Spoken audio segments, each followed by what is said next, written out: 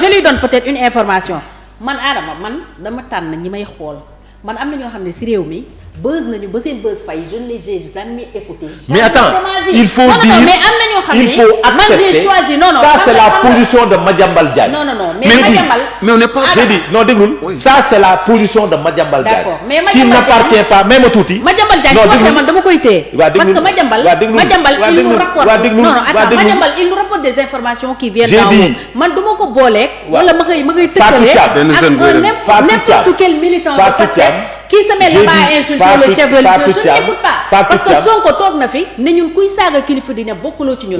kuy saaga bokkuloo ci ñun. Fatou Thiam Adama loolu laay téye. Fatou Thiam. oui mais du ma téye waxu militant. Madiambal Diagne. oui n'est pas militant de l'Alliance pour la République. jege woon na leen. torop mais j'ai dit. Madiambal lu xew ci yéen moo ñu koy yëngal dama ne Madiambal Diagne est journaliste comme toi. et il n'était même pas j'ai dit il est journaliste il n'est pas sax journaliste il est patron de presse comme patron de presse. ku leen jege la waaw déglu rek. il faut l'accepter waaw ku leen jege. Akhenaton ku jege Ousmane Sonko la. kooku je ne l'écoute même pas xaw ma ko sax. Tunkara ku jege Ousmane Sonko la. c'est pas de la même trempe. j'ai dit tu vois defal ndànk rek Tunkara ku jege Ousmane Sonko la.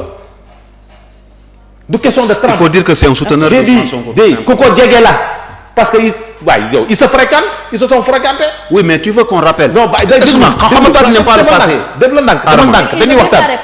j'ai dit non s'il veut c'est pas pas répondre parce que après. je ne veux pas répondre à la question. non mais tu ne veux pas c'est-à-dire parallélisme des formes. Quel est ton sentiment par rapport à la visite privée qu'Ousmane Sonko a effectuée à Touba et à Tivaouane? C'est ça la question. ce que je veux dire. oui ton sentiment. du événement.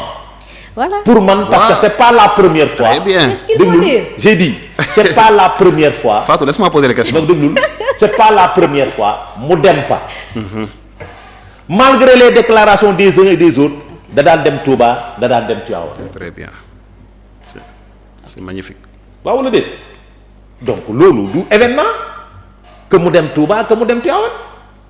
Adama ça c'est bien. mais sooy wax ni diw daan na wax lii del wax ni diw yeneen tamit daan nañ wax lii ak lii ak lii kilifa diine yi. wax ma ci benn responsable Pastef. non attends arrête de me dire dis-moi. am na koo xamante ni ba élection yi jeexee ba ñoom ñu falu dafa taxaw ne def na ci alalam du dul jeex finance fi nit tas na ci ay sëy. kan la. mais Tunkara. man kooku je ne l'écoute même pas. waaw mais attends c'est-à-dire xam nga. mais Tunkara n'est pas Madiambal. tu ne l'écoutes même pas. Tunkara n'est pas Madiambal tu ne l'écoutes même pas. non il a dit dama la bëgg a wax ne soo may accusé ni man dégg naa ñoom li ñu doon wax Madiambal n'a pas mis c'est là où tu as tout faux. j'ai dit Madiambal ñi doon wax yooyu j'ai dit Madiambal n'a pas mis 1000 francs dans l'avènement de Macky Sall. loolu wóoruma. Tunkara a dit j'ai mis 600 millions. D'accord, on est d'accord mais Fatou aujourd'hui je vais te dire moi je sais. il a dit j'ai mis 600 millions dans ce projet. parce que yéen ñaar vous n'allez pas vous en sortir. kan moo def 600 millions li ma gis man tey li ma xam mooy. benn Tunkara il n'est pas responsable de Pastef. qui n'est pas une voix autorisée. ce n'est pas une voix autorisée. Voilà. Il a ses positions. Mais est-ce que Madiambal était responsable de l'Alliance pour la République? Non, j'ai dit Madiambal était responsable de l'Alliance pour la République. J'ai dit déglu baax li ma la. Il a donné sa position. Je suis d'accord avec toi. Que je respecte oui. En tant que sa position. Tunkara a donné ses positions que je respecte. Mais ne compare pas Madiambal à Tunkara. Non, dama ne il a investi 600 millions dans ce projet. C'est ça qu'il a dit. C'est ça qu'il a dit. Oui, mais est-ce que tu comprends? Mais tu prends ça pour de l'argent comptant. defal ndànk nag non defal ndànk nag. il l'a dit je ne dirai jamais que c'est pas vrai parce que il l'a dit. mais est-ce que Madiambal importance bi mu amoon ak influence bi mu amoon sous votre régime Tunkara am na ko. defal ndànk wax la Tunkara il est suivi quand il fait ses lives par N Sénégalais. Comme Madiambal est très suivi aussi. waaw non déglul baax li ma la dama ne. Fatou yéen ñaar soo xeebee la déclaration de Ousmane Tunkara wala les déclarations de Akhenaton yaa ngi ci erreur. je ne dis pas le contraire. déglul baax li ma la dama ne. soo xeebee lay déclaration de Tunkara suy toog di wax. am nañu influence ci ñenn. j'ai dit ils ont une influence énorme sur plus de waaye yow quelqu'un qui a mis en place 1 million match. d'accord qui met de l'argent dans cette affaire. léegi yow ñooñu parce que léegi ñooñu yow li ñuy wax da nga ko bëgg a jël féetale ko. waa déglul baax li ma la dama ne man su may jël sama alal di ko def ci projet. c'est parce que gëm naa ko tekkiwul ne. am na déglu rek. représenté ba non nekk une voix autorisée non attends suuf amuloon dara la muy représenté écoutez Ousmane Sonko du jóge fii dem seetu Tunkara aux États-Unis su demee États-Unis attention su amuloon la may représenté du fa dem. peut-être par reconnaissance. non attends mën na ko def. gis nga soxna si. bon allons à Tivaouane. gis nga soxna si sinon yéen a ngi dem États-Unis de. su ma toogee xam ni kii la may wax man ànduma ca. dama koy sori. man noonu laa mel. d'accord mais ni nga mel ñëpp mel ñu noonu. non déglul baax li ma la dama ne man noonu laay mel. quand tu te frottes à ces gens là ñi nga xam ne dañuy wax lu ñaaw ci kilifa diine yi. mais foo bëgg nit ñi dikkal la. quand tu te frottes à Akhenaton ñuy wax yu ñaaw kilifa diine yi foo bëgg nit ñi dëkkal la. léegi bi mu nee kuy saaga bokkul ci ñun loolu tam foo koy teg. waaye soxna si. c'est que Fatou en fait c'est une question que je pose. j'ai dit xam nga yaa ngi justifier. non je ne justifie pas je te pose une question. non déglul yaa ngi justifier les déclarations de Ousmane Sonko. non justifié wu ma dama lay laaj. yow léegi da nga bëgg yow ñu téye le fait que moom seeti na Tunkara wax na ak Akhenaton wala jege na leen xam nga Ousmane Sonko ñu téye loolu Ousmane Sonko di taxaw li mu waxoon di taxaw di wax naan ñii saaga ci man lañ bokk. ok kon muñ ko gëm. est-ce que am na sañ-sañ. non man yow lay laaj. j'ai dit est-ce que am na sañ-sañ. waaw taxaw ni ñii saaga sëriñ ji ci man lañ bokk. waaw mais man li mu wax loolu lay jàpp. mais bés bu ko defee. yow lan la ñu jàpp yow. non dama ne non déglul baax li ma la dama je t'ai posé une question. est-ce que Ousmane Sonko di nga gis ay nit ñuy saaga kilifa diine yi toole am Sénégal nga taxaw ni ñiy saaga kilifa diine yi ci man la ñu bokk du ko mës a assumer. kon buñ ko gëm daal. j'ai dit du ko mës a assumer nit mënul dindi ni man nit mënu ko dindi sama xel bii ni nga jàppee ni Madiambal Diagne jege na pouvoir bi noonu laa jàppee ni Ousmane Tounkara dafa jege Ousmane Sonko. nit mënu ko dindi sama xel. c'est ton droit. du ma dindi sama xel ni Akhenaton dafa bokk ci projet bi du ma ko dindi sama xel. ok parce que yow dans ta tête Madiambal Diagne est cœur de cette affaire il est très proche donc lépp lu mu wax rek dëgg la xalaatam la wax. moom kay waxul xalaatam kese dafa woote di influencer. j'ai dit di jaxase. waaw keneen mu ngi woote di influencer di jaxase waaw lu tax mu leen jël parallèle des formes boobu. non léegi boo xam nga man. sinon man déglul baax li ma la man du ma ànd ak kuy saaga du ma ànd ak kuy xaste du ma ko fréquenter. mais gëm nañ la Adama. est-ce que tu comprends kay wax la may wax. yenn saa yàlla boole la ñoo xam ne. non déglul doo mun ci ñoom dara. déglul te dañuy am seen melokaanu bopp. non déglul loolu c'est. nga am fulla. fullay la. fullay wax leen ko ñu arrêté. est-ce que mën nga leen a arrêté. non dama ne. na am ful la jamono jooju ne Ousmane Tounkara arrêté la ngay def parce que la ngay def santuma la ko ne Akhenaton arrêté la ngay def. donc la ngay def ak santuma la ko.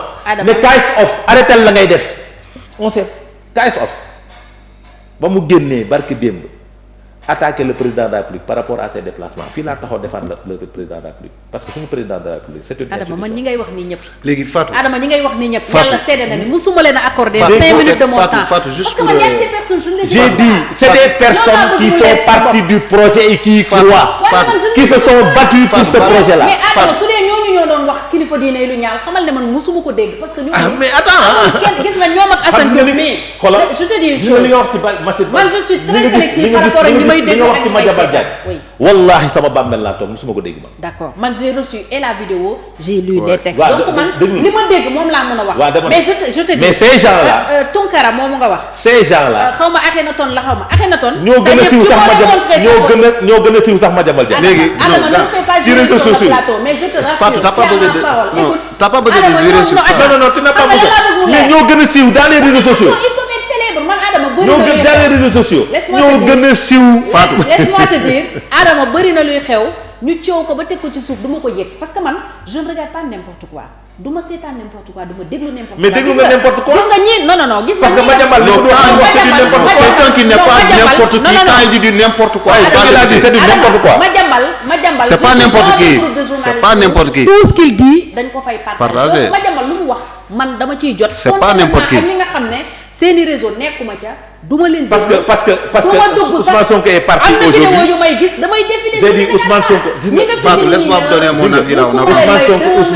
Ousmane Sonko est parti aujourd'hui à Tivaouane. on a fait revenir la vidéo. mais nañu waxtaan xam nga. kon yow xam nga nu mu positif ni ngeen positifé nii. sur la vidéo du ministre de la scène. Non, parce que la vidéo elle est incomplète hein Adama. Non, elle est incomplète na riir ça mun nañu riiral lu nekk. mais plateau bi su ma ne woon na riir te mu ngi riir sax nga génne sama na riir bi yóbbu ko feneen benn contexte. mais dañ daan faatu non Adama magum jëmm la mu bëgg dégg rek lay dégg. ma ne won ñu vidéo bu complet. j'ai dit magum jëmm laa la wax. na riir dugg leen ci plateforme yi dans non quel j'ai sens. dit déglul baax li ma la dama ne magum jëmm la mu bëgg la nga bëgg dégg yow moom nga dégg. na nga koy interpréter xoolal. Cheikh yow da nga dégg plus que li na ngeen koy interpréter. non xam nga déglu rek na ngeen koy interpréter yéen ñaar. yéen laa koy conseillé dama leen koy nangul. yow jox ñu leneen maintenant man suñu loxo leneen. non déglu rek xam nga nag Fatou moi je ne suis pas deux contre une personne. non mais fii amul kenn ku contre kenn dañuy waxtaan. man moom damaa noppi di la seetaan damaa noppi depuis sans di la seetaan. man am naa droit. man waxuma dara dama laa seetaan xalaatee par rapport à tes questions. d'accord da nga ma koy nangul tu es libre. da nga ma koy nangul dama la koy nangul parce que aussi damay interpréter ni ngay xalaatee. soo nee Madiambal wax na lii waaw Madiambal wax na lii léegi noo xalaatee par rapport ak li ngeen jiiñ Ousmane Sonko yëpp dem na Touba ma ne la Madiambal su defee un constat par rapport à des déclarations de certaines personnes qui sont très proches de ce projet-là est-ce que amul sa xalaat warul mën a am xalaatee boobu donte nag xalaat boobu mën naa ci bañ a ànd man parce que moom mën na xalaatee noonu man mën naa bañ a xalaatee parce que yow xalaat nga ni ñooñu ils sont pas proches de Ousmane Sonko parce que Ousmane Sonko nee na lii Ousmane Sonko nee na ñii saaga bokk ci ñun ma ne la Ousmane Sonko amul sañ-sañ taxaw ne ñii saaga ci man lañ bokk. loolu sa xalaat la yow. non j'ai dit amul sañ-sañ. ok donte su bokkoon ci ñoom du ko wax. d'accord. parce que amul kenn kuy bëgg di ànd ak saagakat. mais lu tax yow mënuloo ma nangul ne man ña doon wax safaan dégguma leen. pourquoi waxuma leen dégg waxuma leen dégg tu l'as dit j'ai dit léegi. tu l'as dit léegi j'ai une mémoire sélective. j'ai dit déedéet ba ngay wax j'ai une mémoire sélective. c'est pas par rapport à l'affaire Madiambal. non c'était par rapport ak ñi doon wax. Ousmane salafiste la. déedéet. c'était pas ça. non. toi aussi. ba ma lay wax tu as une mémoire sélective. c'est ça. ba ma lay wax tu as une mémoire sélective. on rembobine c'est par rapport à la déclaration de Abdou Mbow. non Adama arrête. non loolu dépasse na bi yàgg na mémoire sélective bi léegi la. mémoire sélective bi lii la. laissez la mémoire sélective. ma ne leen lan la ñu doon wax ñoom ci kii. on va utiliser la mémoire critique. léegi man Fatou. Adama yow naanoo café. Fatou je n'ai jamais Adama de ma vie jamais entendu un responsable de passer parce que Sonko quoi qu'on dise j'ai besoin de préciser ça. non c'est que Fatou. j'ai besoin de préciser musuñu ko dégg mu wax kilifa diine lu ñaaw man boobu musuma ko dégg ñi nga fi tudd ñëpp Adama amul kenn ci ñoom koo xam ne mës naa gis sa vidéo ma play ko wala ma accordé le 2 minutes de mon temps parce que li ngay wax intéressé na ma. Diomaye suy wax dama koy déglu ku mel ni Mamadou Lamine Diante su doon wax dama koy déglu. maintenant yeneen kuréel yi bokk ñi nga xam ne ay responsabilités maintenant je reviens sur le ministre.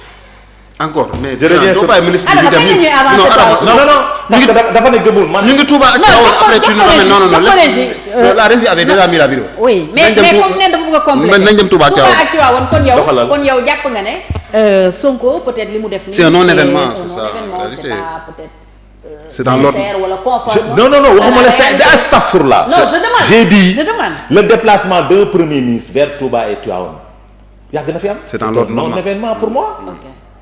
waxuma la c'est pas conforme de. attention. la précision et les détails. attention. gis nga gëm-gëmu nit man sama yoon newu ci man sama gëm-gëm laa. mais moi je parle par rapport aux accusations. non dama ne man sama yoon ci accusation loolu da nga koy laaj Madiambal. d'accord kon yow bokkoo ci man sama xalaat. bokkoo ci ñu non déglul man gëm-gëmu doomu aadama. man la may dund sur le plan religieux. man Adama Fall du ma toog ci plateau di ko wax. man li may dund l'islam bi may dund du ma toog ci plateau di ko wax fi ma bokk te jokk fa du ma toog ci plateau di ko wax parce que sama yëfu bopp la c'est intime nit kiy dund dem seeti premier xalif général des Mourides dem seeti xalif général des Tidianes lu sama yoon man su may jógee fii di dem seeti sama sëriñ lu sa yoon yow na kenn nekku ci de mën nga ñu ko wax ñu ànd ak yow. non j'ai dit su may dem di seeti Bachir bu sallallahu ala Muhammad lu si yoonu doomu aadama donc c'est pas un événement pour moi. il a le droit de le faire lam fa wuti moom moo ko xam mais il a le droit de le faire. d'accord na ma ko nanguloo noonu Macky Sall ak Amadou Ba ak keneen ak keneen laa ko koy nangulee moom. moo tax ma ne la position d'hier. j'ai dit waxi salafiste yeeg soo ci dugg. non déglul baax li ma la wax dama ne xam nga waxu jàmbur nga ma wax nee naa la gëm-gëmu doomu aadama sama yoon newu ci. d'accord man xamoo lan la sur le plan ci l'islam xamoo ci lan la. ne daal jullit nga njort naa ne. point xamoo lan la xamoo ban l'islam laay dund xamoo ko. parce que sa yoon waru cee nekk. donc waruma fuye ci nit ki li muy dund ban diine liy dund yoonam sama yoon waru ci nekk. parce que. non bu fekkee yow bu soo bokk ci ñuy wax affaire salafiste. non attends c'est sa vie privée. ok loolu maa waxoon nga ko ñi ko doon wax salafiste jamono. non déglul baax li ma la wax déglu baax li ma la wax dama ne man soo toogee ci diine plateau di wax diine sama diine bopp laay wax man. yoonu li nit ki di dund ci diineem sama yoon newu ci man sama digganteeg suma borom laa faale xam nga man nooy def damay def ba àgg suñu borom. c'est l'essentiel. moom moo xam damay def ba àgg ci borom l'essentiel mooy man li may dund sur le plan religieux man loolu laa xam su nekkee tax ma ab yi nga may laaj nag laa wax. waaw d'accord léegi mayel Cheikh mu wax ci déplacement premier. voilà Touba Tivaouane Cheikh. waaw ton commentaire. am na ci solo dem Ousmane Sonko bi am na Touba solo et Tivaouane puis tey. comme ni ko grand bi waxee c'est dans l'ordre normal des choses ah. Premier ministre jóg dem tour des familles religieuses. saafante ak ñoom benn. parce que comme bon je pense que depuis l'élection du président Bassirou Diomaye bon j'ai pas vu le premier ministre faire officiellement quand même def tour. C'est très important ne serait-ce que aussi pour waxtaan ak ñoom parce que aussi kilifa yi du ñàkk. ils ont aussi une vision par rapport ak parce que si dëkk bi dañ bokk aussi que bu ay jafe-jafe amee parfois on dañ koy dégg ñu ne kilifa yi nañu génn wax. donc c'est important aussi s'il y a des choses dont il faut parler ñu mën ko yeggee sans intermédiaire surtout xam nga ñoom moom bu ñu bëggee bataaxal yegg ci premier ministre dina fa yegg mais dafa am solo aussi parfois sans intermédiaire message bi di dox diggante kilifa diine ak ki nga xamante ne wax nañu d'ailleurs ne que à Tivaouane il a présenté au khalife le projet. voilà pour l'émergence donc loolu dafa am solo parce que tamit projet ñoom Adama. El Malick Ndiaye. le premier ministre. El Malick Ndiaye. waaw. il avait attaqué les guides religieux. lan la waxoon. quand il s'agit d'encaisser des adieux ou des aides les dignitaires religieux sont toujours présents. Mais quand il s'agit de défendre et de parler pour le peuple seul Sonko est présent. kañ la ko waxoon. il l'avait dit dans son Twitter. N'est-ce pas. boobu mi ngi opposition. Ousmane Sonko est-il plus engagé non damay fouiller samay archives. bon xaaral man tamit dem internet ma xool après xam nga dafa ma non d'accord non je pense que non El Malick Ndiaye c'est une voix autorisée. oui su dee le non moi j'aurais vu ça Adama je l'aurais dit. su dee message bi c'est avéré. je l'aurais vu mais Fatou juste pour rappeler ce qui dénigre les chefs religieux et autres. bon gis nañu malheureusement chaque régime qui vient. da ngay indaale say tu vois ces bras armés parfois qui se permettent de dire lu ñëpp ragal a wax ñoom ñoo koy wax donc on a vu ça ici mais malheureusement on peut pas régime yëpp la ah muy depuis le président Abdoulaye Wade ba léegi donc ku nekk si am na ko je te le dis tu te souviens de Souleymane Jules Diop de Macky Sall Souleymane Jules Diop tu t'en souviens de Macky Sall j'ai posé une question grand lu leer laay wax Souleymane Jules Diop il faisait ses audios tous les mercredis. Mais il tirait pas sur Macky Sall. Il tirait sur Abdoulaye Wade. Il tirait sur Abdoulaye Wade et il a tiré sur les leaders religieux. Ça je le dis de façon très claire. Voilà, je te promets, il a fait des accusations trop graves. Défendre non. Tu sais, je t'ai toujours dit que le rappel profitait aux croyants. Man xam nga néew ma la grand bàyyi ma ñëw gis nga grand yow logique sélective nag mu ngi bëgg a toxu dem ñëw si yow non tout à excuse-moi Adama excuse-moi c'est un constat que j'ai fait. Tu vas encore m'attaquer moi. J'ai dit c'est un constat que j'ai fait. Je suis un gars libre, je dis ce que je pense. Je le dis avec toute la responsabilité du monde. Moi je ne suis pas obligé de dire les choses comme tu les penses ou comme tu voudrais que je les dise. C'est que lui il se permet d'interpréter. Moi je dis les choses comme je les conçois, comme je les pense en toute liberté, en toute responsabilité. Maintenant, j'accepte aussi que tu dises des choses qui sont contraires à ce que je dis. C'est tout à fait. C'est pour ça qu'on est là d'ailleurs. Si toi et moi on disait la même chose, je pense qu'on aurait pu aller se retrouver dans une confrérie ensemble. On va faire nos wirds. Je pense pas. Donc c'est parce que Maguio, on n'a pas la même vision forcément, et c'est ça qui fait l'intérêt de notre discussion. Mais si on m'avait dit que j'allais faire un débat contradictoire avec toi, j'allais pas le soir. Mais man parfois dama lay wax Adama parfois nga wax benn affaire man je suis parfaitement d'accord. Nous sommes d'accord. Est-ce que am na benn instant boo waxee. non je te dis. non dama ne. suñ ma waxoon. waaw mais dama leen non dama leen contradictoire lay def ak yow. waaw doo ñëw du ma toog. ah bon mais après ça c'est un choix. Qu'est-ce que tu veux faire? Non, lui il est chroniqueur. mais maag yow fu ñu mën a dem non attention Adama fu ñu mën a dem man je vais pas là pour un débat. J'ai dit Adama nous devons pas être dans le plateau. J'ai dit. Mais vous n'êtes pas obligé aussi d'avoir les mêmes idées. Franchement, tu n'as pas compris. Adama. Tu n'as pas compris. Oui. Mais Adama, aujourd'hui, je pense que tu as pris une tournure. Fatou, non, ça par contre, je pense pas que toi tu dois permettre ça. Parce que Adama aujourd'hui, il a pris une posture. Il est en train de tracer, n'est-ce pas, la manière dont il voudrait que l'émission se déroule. Par contre, Lolo, c'est pas possible. Je pense que toi, tu dois prendre tes responsabilités par rapport à ça. Les gens sont libres de dire ce qu'ils pensent. Comme lui, il a le droit de dire ce qu'il pense en toute responsabilité. Mais c'est comme si c'était un débat contradictoire entre nous deux. Grand, dafa am benn instant yow Adama, si je ne suis pas d'accord, est-ce que je suis obligé de me taire? Non, attends. Je suis obligé de me taire? Non, déglu baax li ma la dama ne. Si je t'apporte c'est comme si c'était un débat contradictoire. Non. C'est-à-dire quand on parle de Madiambal, je fais des vices de forme par rapport à ça. Tu m'as dit est-ce que am na ko proche? Ma ne la ma génn la waxu El Malick. Avant koy génne accusé nga ma. J'ai dit waa terewul moom le débat contradictoire c'est me rappeler les dires de quelqu'un qui était proche du pouvoir. Mais yow c'est ça la situation du débat contradictoire. Adama, sa problème et Fatou, moi je me refuserai un débat contradictoire. Adama, yow sa problème un débat constructif. Adama, yow sa problème si tu as problème avec le mot contradictoire, on va retirer dire un débat constructif. Oui, parce que man je ne suis pas obligé toog ci plateau nga toog ci plateau. Nous ne sommes pas dans les débats contradictoires. loo wax rek ma ne la nous ne sommes pas dans des débats contradictoires. Oui, mais d'accord, constructif alors. Mais là tu es dans le débat contradictoire. Non. Adama nag yow sa problème mooy bëgguloo dégg ñu rappeler li doon xew. Franchement. Déedéet waxuma rappel. Adama, tu as osé me poser la question laaj ma. Développer comme bon. On te laisse faire. Mais laisse-le mu argumenter su paree loo àndul nga ne ànduloo ci. Non Adama. man bëgg naa xam tey lu mu añee dafa wax benn affaire dafa ne dama ko ne man chaque régime day ànd ak ay. nit ñi nga xamante ni dañuy sañ a wax. tu n'aurais pas insisté peut-être même qu'on n'aurait pas cité Jules Diop on a dit tout. yow yaa ma ne régime Macky Sall loolu amul. man dama doon déedéet dama leen ne kan moo. man dama doon def sama loolu amul dama j'ai dit tous les régimes. oui tu m'as posé la question. tu m'as posé la question. moi j'ai dit tous les régimes dama constaté man ka régime Abdou Diouf yàlla dafa dogal ne. quand on était à l'opposition ñun boobu ay xale lañu xaaral ma ñëw. quand on était à l'opposition non dama lay wax peut-être da nga ko xamul. Quand on était à l'opposition, Souleymane Jules Diop n'était pas à l'APR. Grand.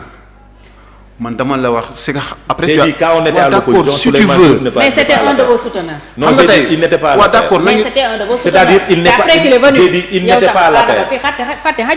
Bon léegi Fatou. Il n'était pas à l'APR. D'accord, c'est pas grave. Mais celui-là est de Pastef. Il était le directeur de la communication. Mais Souleymane n'était pas à l'APR. Parce que El Malick bi ngay wax maa ngi koy doog a dégg tey. C'est pourquoi j'ai demandé kañ la ko wax Adama. Les Cheikh mu terminé heure bi mu ngi jot. C'est ça loo bëgg dégg ngay dégg. Léegi li ñu doon wax li ñu doon wax dama ne juste malheureusement dans notre Sénégal là régime bu ñëw. am na ay nit ñoo xamante ni dañuy sañ a wax lu kenn sañ sa wax. Ça c'est malheureux et ça arrive. C'est arrivé du temps de Abdoulaye Wade, du temps de Macky Sall, c'est arrivé avec le régime en place. Loolu am na fi. Léegi donc les chefs religieux aussi c'est des voix yi nga xamante ni autorisées te dañ leen di xaar ñuy wax ci fonctionnement réew mi. Tout à fait. Et c'est très important fi ma doon waxee ma ne un premier ministre il doit pouvoir de temps en temps dem mu am communication directe moom ak ñi nga xamante ni c'est parce que nit ñu bari ñoo bootu ci ginnaaw ñooñu. Et aussi parfois am na yenn sax politique yi boo ko bëggee doxal. ñoom mën nañ la servir de vecteur par rapport ak seeni talibé et tout ça parce que ñoom bu ñu accepter épouser projet bi parce que on a vu déjà temps Covid-19 bi mu amee gis nañ sëñ Mountakha takk masque donc quand bi mu takkee masque gars yi comme sëñ bi takk na masque kat ndekete affaire bi kat dëgg la ndigal jub na ñëpp takk masque donc yooyu dafa doon li nga xamante ni c'est des points positifs yu ñuy xaar donc foofu laa doon waxee par rapport ak déplacement bi mais sinon comme ni ko grand Adama waxee c'est dans l'ordre normal des choses qu'un premier ministre fasse des visites privées auprès de familles religieuses. Voilà, il y a rien vraiment d'exceptionnel quoi. mais je pense que yow dégg nga sëñ Mahi Niass ba muy wax ni xam naa su ma waxee ñu saaga ma. waaw dégg nga ko noonu dégg naa ko. waaw mais boobu ñan la doon waxal. mooy ñiy saaga ci réseaux sociaux yi. maa fi yàq kañ jërëjëf Adama tey loo añee. dara laa añoo man añoo non dafa xiif quoi. mais nag non c'est-à-dire non du question. Adama tàggool il est 19h25. non j'ai dit. li may wax la précision elle est importante. elle est très importante. Le débat contradictoire je me le refuse. D'accord. Ça on va en parler après. N'est-ce pas? Temps jeex na. Parce que polémique laay bañ ci plateau mooy le débat contradictoire. D'accord. C'est-à-dire loolu dañuy wax après Adama loolu on va en parler après. Est-ce que tu vas pas lui faire une émission? Adama, il sera le seul. Adama, il va parler mais après il y a pas de connexion. mais retiens une chose. loolu amul retiens sens. une chose mooy fii amul ku ragal a wax sa xalaat calculer wuñ kenn man chaque jour. yow da ngay wax da ngay ragal a wax sa xalaat. yow moom da ngay wax mais man chaque jour yow 1 2 3 nga ne gisoo ko. Adama man y a pas 2 jours. waaye 1 2 3 nga ne gisoo ko. on m'a apporté des insultes qui me sont adressées sur des commentaires xam nga lu tax duñ ko xool parce que ça ne m'intéresse pas man lu ma wax mooy li ma xalaat li ma jàpp ne mooy dëgg toi tu te mets là Adama man tooguma fi pour loo wax ma ne la dëgg la. je n'invite pas les gens écoute moi je n'invite pas les gens pour que ñoom. ku wax man la li nga wax dëgg la. non waxuma j'invite quelqu'un je me mets dans une autre posture pour qu'il y ait de non du ma la jàngal sa métier par rapport à l'équipe non li ma la bëgg wax mooy angle bi ngay attaqué par exemple bi nga wax ci tu sais pourquoi je te révolte tu m'as rapporté les propos de Madiambal. Oui.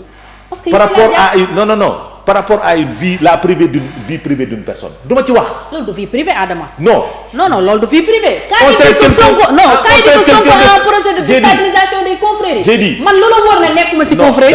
man j'ai une famille boo xam ne ñëpp ci confrérie lañ nekk. non Adama moo wax non c'est y a rien de privé dans ce que Madiambal avait dit à Sonko. d'accord par contre ça concerne d'accord parce que Sénégal ñëpp ñoo d'accord man du ma jël ay wax yi ñi nga tudd fa sànq di ko tëkkale ak ay wax yi Madiambal. mais c'est des citoyens sénégalais. mais non Adama arrêtez waay. c'est des citoyens sénégalais ñooñu dañoo mën a dem ci xalifi di leen présenter un projet. mais ñooñu duñu dem ci xalifi mais ñooñu duñu dem Madiambal n'est pas allé chez les xalif. man mënuma sax jaar ci seen tur parce que j'ai dit Madiambal n'est pas allé chez les xalif. Adama arrêtez. ñooñu gëmuñu tarixa. tàggool. ñooñu ngay wax noonu gëmuñu ko. Adama te ils sont dans ça. Tu es en train de dire que toi tu vas pas. religion. non tu sais pourquoi. ñoom dañu ne ñoom gëmuñu tarixa. ñoo ko wax. ñoom ñoo ko wax ils le disent dans leur live. gëmuñu ko. waaw d'accord léegi gëmuñu sëriñ si. ñoom li ñu wax. man duma ko wax. man duma ko wax. li El Malick wax man duma ko wax. Madiambal li mu wax man duma ko wax. d'accord on est d'accord. est-ce que tu comprends donc suñu bëggee suñu émission neex mais li sooy wax li kii wax kay da ngay répéter li kay wax. d'accord par exemple su nekkee li la neex rek ngay bëgg a gis mooy noonu. Adama voilà ba ma te bala ngay ñëw na nga añ parce que bu dee boo añul nii ngay mel moom du sotti. non bu dee añoo dañu koy wax ñu wutal la añ bàyyi la ko fii wuy ma loolu maa la. sama ñàkk añ ngay toog ci télé bi di ko wax. c'est ànd parce que yow boo añul tu es. voilà quoi sama ñàkk añ nga. yow yaa wax añoo de kenn waxu la de yow mi yaa ne añoo. Cheikh Tagol. bon Fatou toujours un plaisir donc teew sa plateau. di jaajëfal ñi nga xamante ñooñu doon seetaan. di am yaakaar rek lépp li ñu waxtaanee dina doon gëneel. bu amee rëq-rëq jéggalu donc voilà ba. Adama añul incha allah. jërëjëf Fall après nga wax ngi loo bëgg ñu defal la ko Njoganal bala ngay dem. la sinon trajet bi yëpp da nga koy xuloo jërë ngeen jëf yéen ñëwoon ci live bi yëpp ñu ngi leen di gërëm sans exception béggoon nañu lool ci jano ak yéen gërëm toute l'équipe technique.